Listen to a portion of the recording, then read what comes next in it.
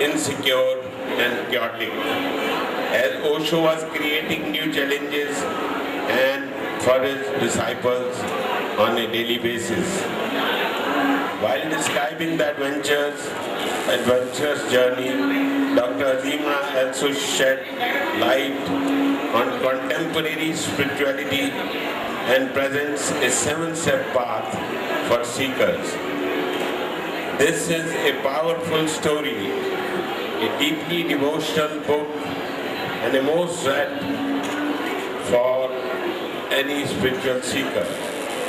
The book was originally written in Italian language, and has been translated by his efforts into English. And we have the proud privilege to publish this book. And now I'll welcome the author with a bouquet of flowers.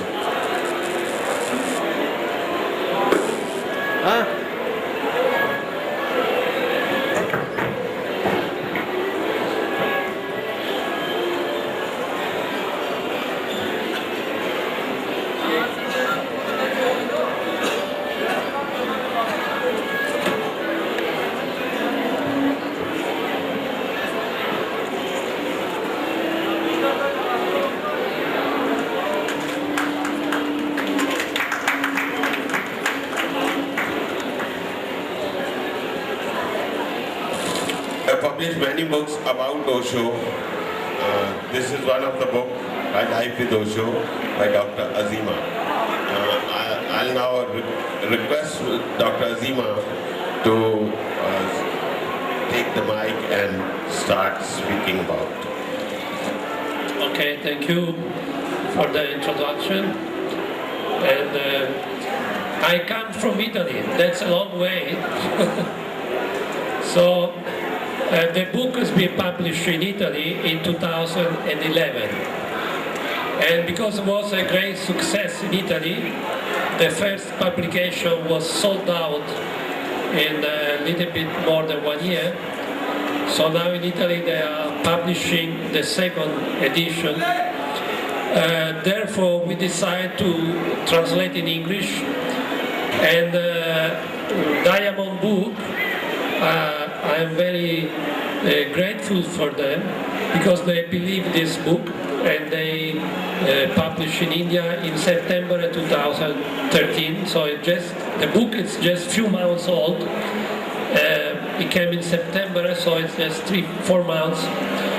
And already the book is running quite fast.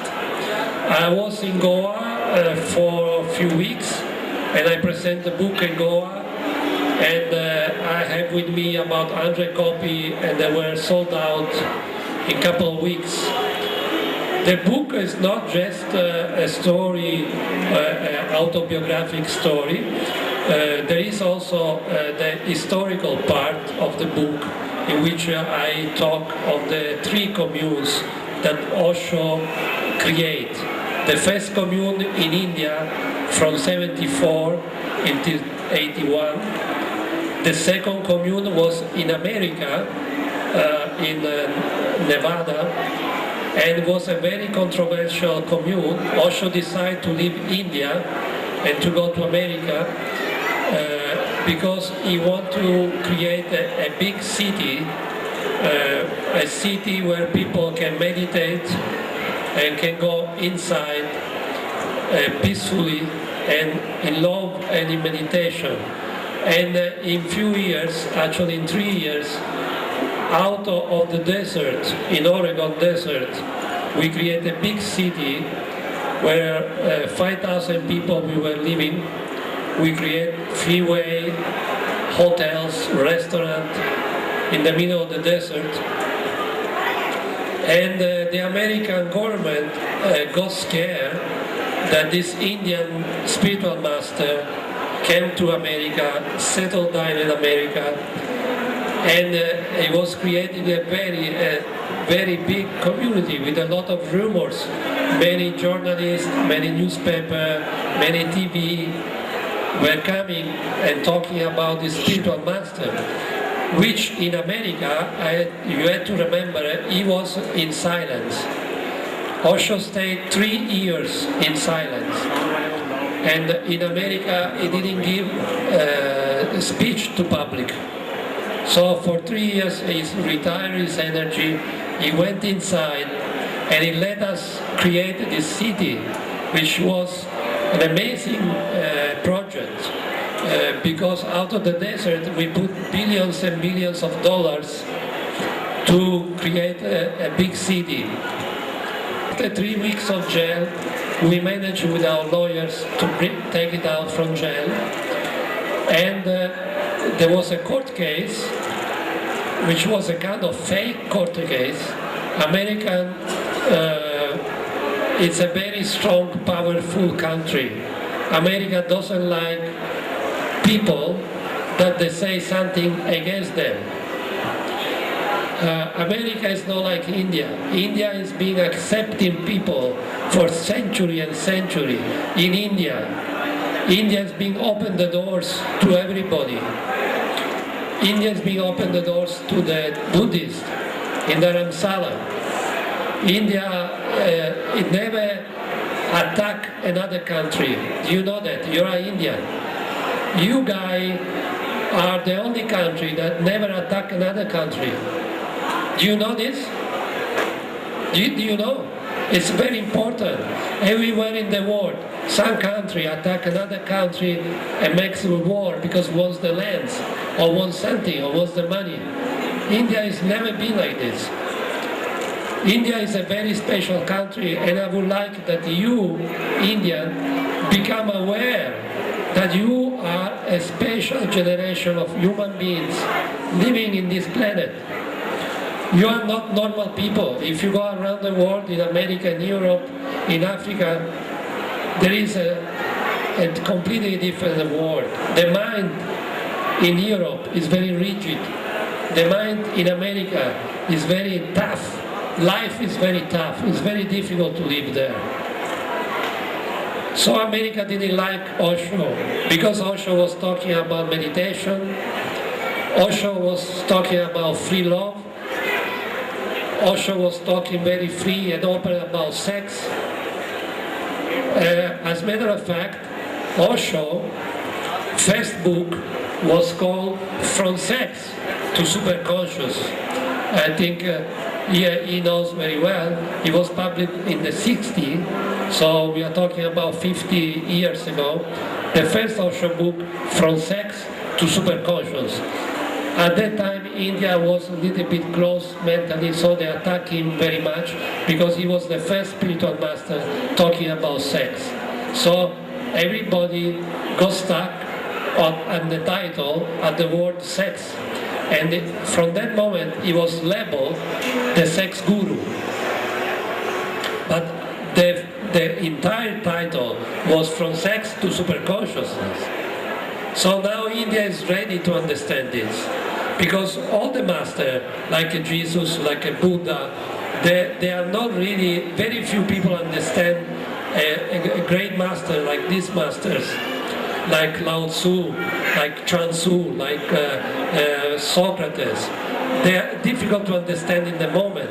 Usually when they leave the body, they die, then people start to understand the message, because they come like ahead of time. They say things that we can understand only 20 years later, 40 years later, 50 years later. Osho is a master, it's a message. His message will be understood more and more in the next 20 years, 30 years, 40 years. I come to India regularly. The first time I was in India was in 1978. And I can see India changed enormously. India has changed enormously. And now the message of Osho is understood by masses, many Indian people.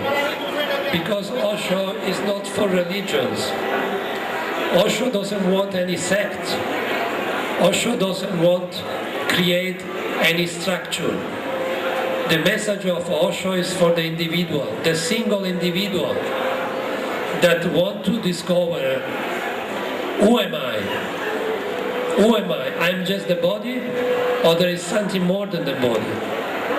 So Osho is a master for the single person.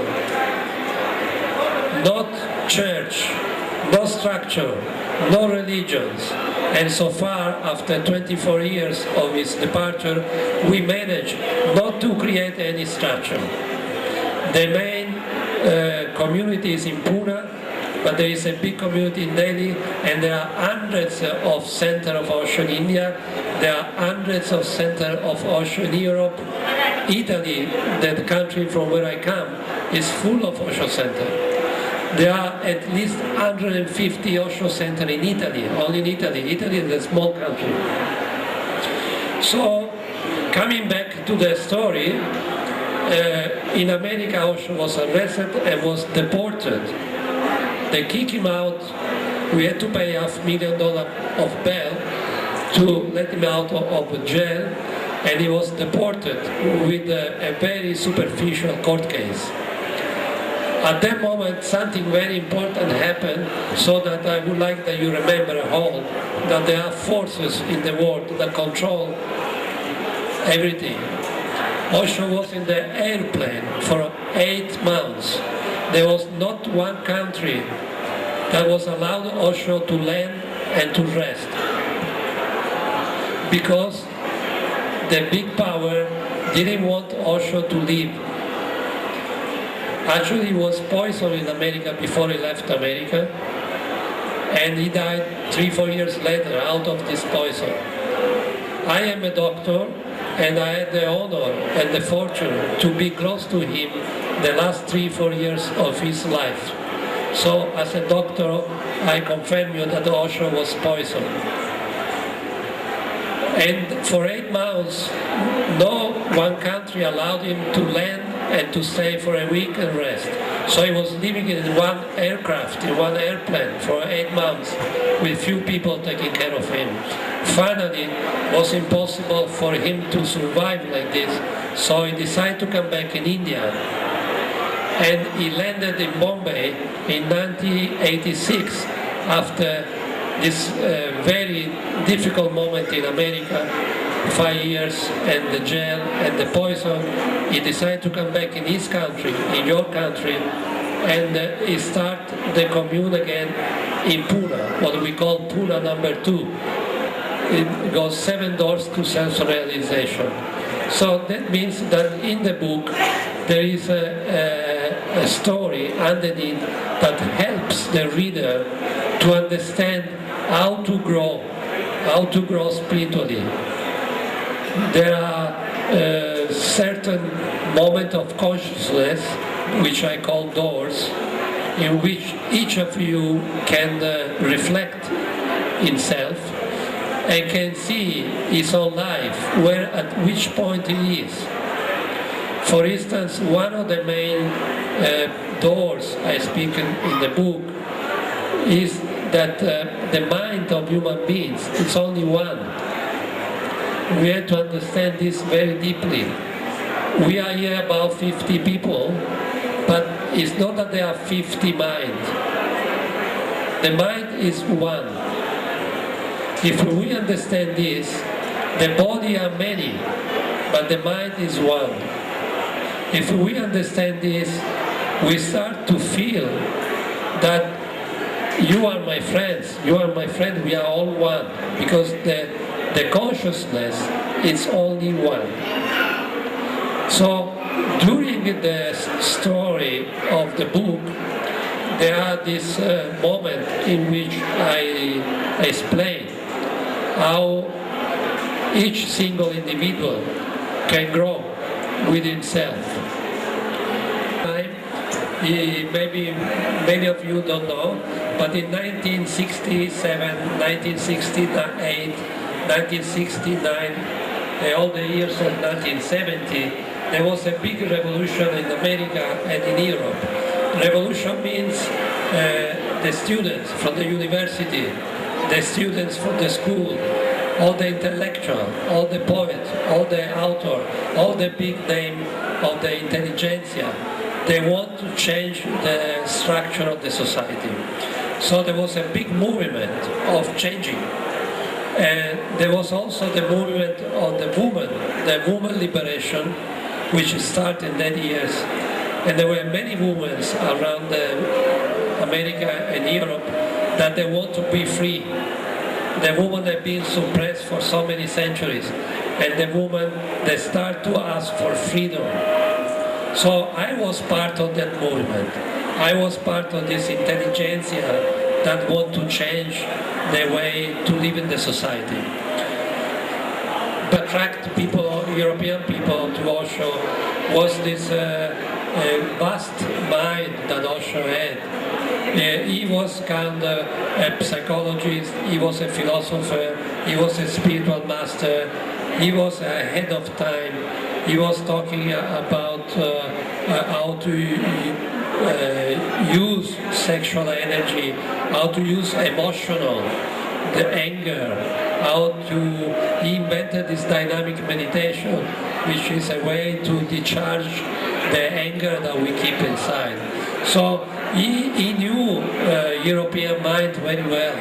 So many European people were attracted to him, many, more and more, intellectual, writer, psychologists. As a matter of fact, in the first maybe 3-4 years, all the people we reach Osho, we all have 80%, 9% PhD. So what attracted was this open mind that Osho had. Thank you. Not mentioned in the book, which is kept inside you, some negativity about staying in Osho?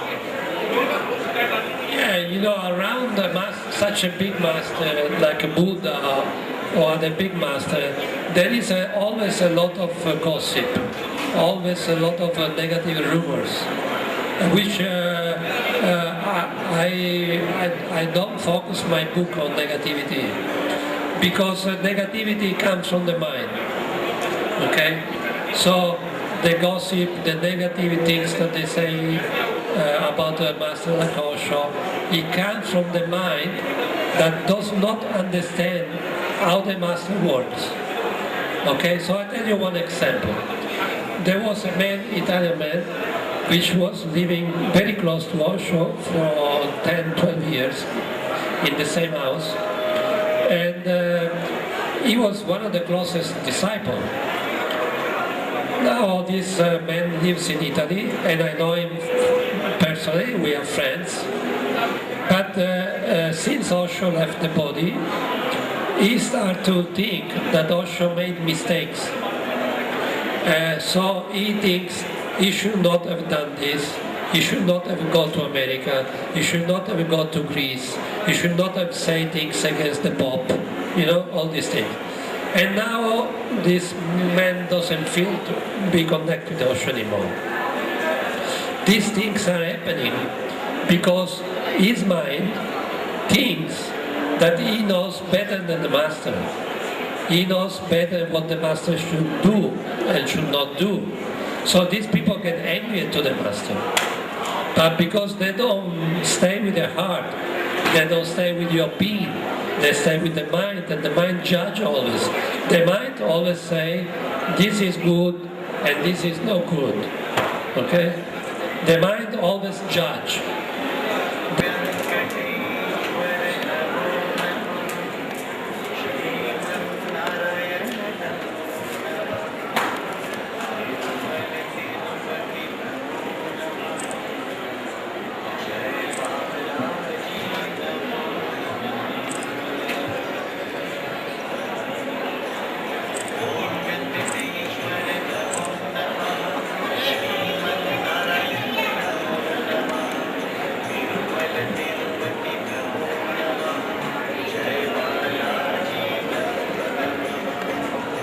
That you have come all the way from Italy and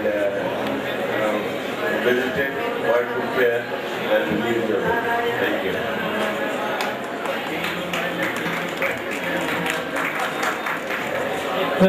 You want, I'm here to give a dedication on the book. Please take the book now. Okay?